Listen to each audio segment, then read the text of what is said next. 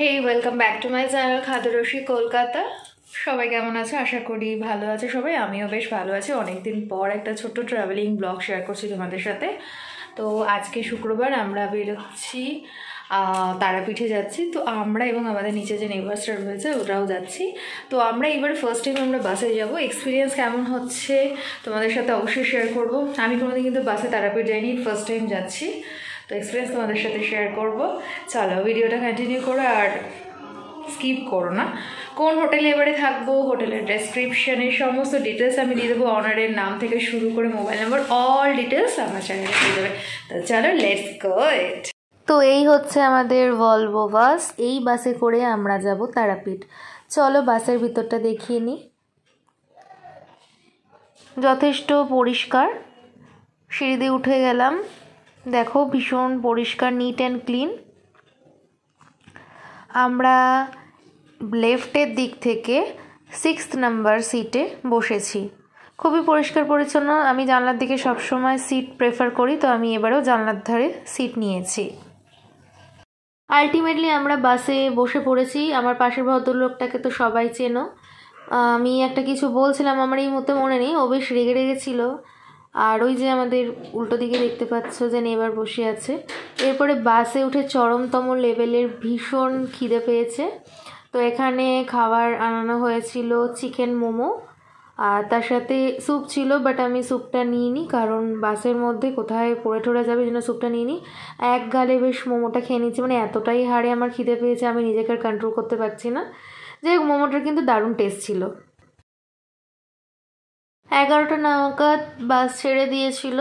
ছাড়ার কথা ছিল 10টার সময়, কিন্তু অনেকেই আসতে পারেননি, তো এই জন্য একটু সময় লাগলো। এখন আমরা হাজরা মেট্রো স্টেশন দেখতেই পাচ্ছ, যতীন দাস ক্রস করলাম। সত্যি কথা বলতে গেলে আমার সকালের কলকাতা থেকে রাতের কলকাতা দেখতে ভীষণ ভালো লাগে। একটা আলাদাই অদ্ভুত মায়াবী লাগে দেখতে। কার কেমন লাগে সেটা জানি না, তোমাদের মতামত অবশ্যই কমেন্টে জানিও। আমার তো ভীষণ রাতের কলকাতা খুবই ভালো লাগে। বাসের টোটাল লাইট বন্ধ করে দিয়েছিল। এই ব্লু কালারের জিরো লাইটটা জ্বলছিল, কেমন যেন অদ্ভুত লাগছিল নিজেদের দেখতে ক্যামেরাতে। এই জন্য আমরা নিজেদের মধ্যে হাসাহাসি করছিলাম। আর ওই দিক থেকে অপোজিট থেকে আমার নেবার বলছে, কিছুই দেখতে পাচ্ছি না তোমরা ক্যামেরাতে, কি ভিডিও করছো কিছুই বুঝতে পারছি না। তারপর সবাই আমরা ডিনার করে ঘুমিয়ে পড়লাম। পরের দিনকার সকালবেলা ঘুম থেকে উঠে আমাদের প্রথম ডেস্টিনেশন বক্রেশ্বরের দিকে আমরা হাঁটা দিচ্ছি। তো আমাদের বাস যেখানে রাখা হয়েছিল ওখান থেকে মিনিট 7 হেঁটেই আমাদের বক্রেশ্বরে যেতে হবে। আমি অনেকবার তারাপীঠে এসেছি, কিন্তু কোনো দিন বক্রেশ্বরে আসিনি। আমার ইচ্ছা ছিল বক্রেশ্বরে আসার, তো এবারে ওদের সাথে সবাই মিলে বক্রেশ্বরে যাচ্ছে। আর সত্যি কথা বলতে গেলে সারা রাত বাসে জার্নি করার পরে শরীরের অবস্থা খুবই খারাপ হয়ে গেছিলো। আর যেহেতু লম্বা চওড়া মানুষ, পাটাকে ভালোভাবে ছড়িয়েও আমি ঘুমাতে পারিনি। তো এখানে টিকিট কেটে নিয়েছি, পার হেড নিয়েছে আমাদের 10 টাকা করে। আমরা এই যে ভিতরে চলে যাচ্ছি, দেখি চলো ভিতরে কি আছে। পুরো গরম জলটা, ধোয়া উঠছে, আমার তো উঠছে।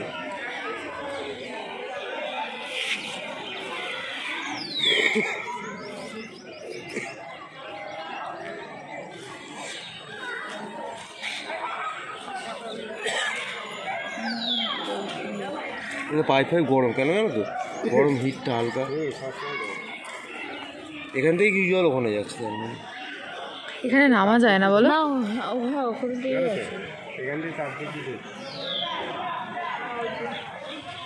মারা গেলে হতো এখন জলটা ওদিকে আরেকটা আছে।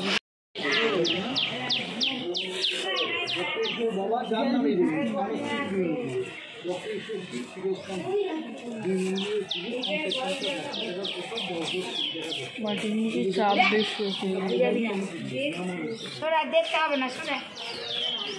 এখানেও ধোয়া আসছে।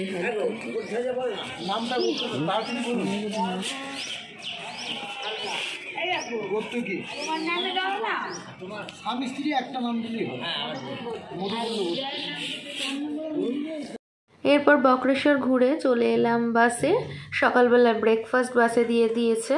তো এক হাতে ক্যামেরা ধরে আর এক হাতে মানে পলিথিন খোলা খুবই একটা প্রবলেমেটিক ব্যাপার। সো আমার বা হাতে একটু প্রবলেম আছে, তো এই জন্য একটু অসুবিধা হচ্ছিল। তো প্রথমেই বার করে নিলাম, ক্রিম রুটি দিয়েছে, তারপরে যেটা দিয়েছে আমার সব থেকে অপ্রিয়কর ফল ব্যানানা, আর তার সাথে একটা ছিল শম্পাপুরি। শম্পাপুরিতে একটু ইয়ে হয়ে গেছে, মানে শেপটা একটু অন্যরকম হয়ে গেছে। তো আমি এখানে প্রথমেই মিষ্টি দিয়ে শুরু করলাম, শম্পাপুরি দিয়ে। আর দুটো ব্যানানা আমার পাশে যিনি বসেছিলেন তাকেই দিয়ে দিলাম দুটো ব্যানানা, কারণ আই হেট ব্যানানাস। আমার সব ফলই ভালো লাগে মোটামুটি, but I don't like banana. অথচ আমি যখন চুলের প্যাক লাগাই কিন্তু আমি ব্যানানা কিন্তু ভালো করে মিক্সিতে স্ম্যাশ করে লাগাই। এই যে আমাকে ও বলছে বারবার ব্যানানা খাও, আমি সোজা মুন্ডু নাড়াই বললাম তুমি খাও। ব্রেকফাস্ট করতে করতে বাস আমাদের ছেড়ে দিয়েছে, আর 1 থেকে 1.5 ঘন্টার মধ্যেই আমরা তারাপীঠে পৌঁছে যাব। কলকাতার তুলনায় মানে বীরভূম অর্থাৎ তারাপীঠে কিন্তু ঠান্ডাটা যথেষ্ট ভালো ছিল। ভোরের বেলা খুবই ঠান্ডা লাগছিল, রাতের বেলা তো আরোই ঠান্ডা লাগছিল। গায়ে এখানে কিন্তু সোয়েটার বা চাদর নিতেই হয়েছিল। রাস্তাঘাটে চারিদিকটা সবুজ গাছপালা দেখতে আরোই ভালো লাগছে। আমাদের টোটাল এখানে 2টো বাস ছিল। টোটাল বাসে আমাদের প্যাসেঞ্জার ছিল 105 জন, আর আমাদের রান্নার ঠাকুরও গিয়েছিল। সমস্ত কিছু কিন্তু এখানে একটা জায়গায় জায়গায় স্ট্রে করে আমাদের ব্রেকফাস্ট বলো লাঞ্চ বলো সমস্ত কিছু রান্না ঠাকুর অ্যারেঞ্জ করে আমাদের দিয়েছে। যেতে যেতে চোখে পড়লো একটা ব্যারেজ। অ্যাকচুয়ালি আমার ব্যারেজের নামটা ঠিক মনে নেই, লেখাটাও ঠিক করে দেখিনি। চলন্ত গাড়ি থেকে যেহেতু ভিউ নিয়েছিলাম তো ব্যারেজটা দেখতে পেলাম, এই জন্য ফুটেজে চলে এসেছে। আর আরেকটা কথা যেটা হচ্ছে, শরীরটাও খুব টায়ার্ড ছিল, ভালো লাগছিল না। আমার সব থেকে এটা বিটার এক্সপিরিয়েন্স বাসে করে যাওয়া। আমি নেক্সট টাইম মানে আমি কোনো ট্যুর এরকমভাবে বাসে করতে নারাজ। যদি স্লিপার হয় তাতে আমি রাজি আছি, বাট এরমভাবে বসে সারা রাত জেগে দ্যাটস ভেরি ইম্পসিবল। আমার শরীর প্রচণ্ড খারাপ করছিল, বাট কি করব, এসেছি যখন যেতে তো হবেই। কথা বলতে বলতে দেখো আমরা তারাপীঠে পৌঁছে গেছি, বাসটা আমাদের এখানে রাখা হয়েছে। এরপরে আমরা কোন হোটেলে ছিলাম, হোটেলের রুম কেমন ছিল, সমস্ত ভিডিও পরের ব্লগে আসছে। এখনকার মতো বিদায় নিলাম, সবাই ভালো থেকো।